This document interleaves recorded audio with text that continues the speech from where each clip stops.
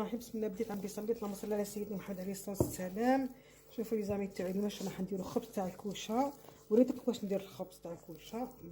كاسكيليه طبق هذا الخبز يجي هكا جاري، يجي جاري نخلوه يرقع شويه وبعد لكم طريقه التحضير تاعو. بعد ما خمر لي الخبز نعاود نكسر فيه باش نديرو في البلاط تاعي. شوف كيفاش يجي.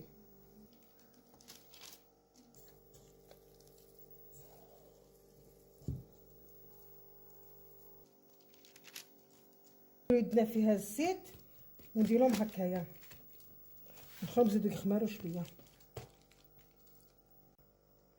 الخبز تاعي الكوشه هاك كيفاش جا الله يبارك.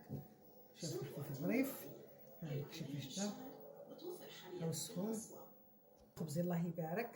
شوف كيفاش راه طايب. فوالا. ومن هنايا درت له زيت، ما درتوش البيض. فوالا ما درتلوش كاع البيض، من فوقاش التحميره درت له زيت باش يتحمر لي. درت له السانوج وجنجلان. ها لك الخبز تاعي. يعطيكم الصحه وبارك الله فيكم. دائما مع يوميات واطباق جميله. لا تلاقاو غير مع الجديد خفيف وظريف. تهلاو في روحكم. نقول لكم سلام.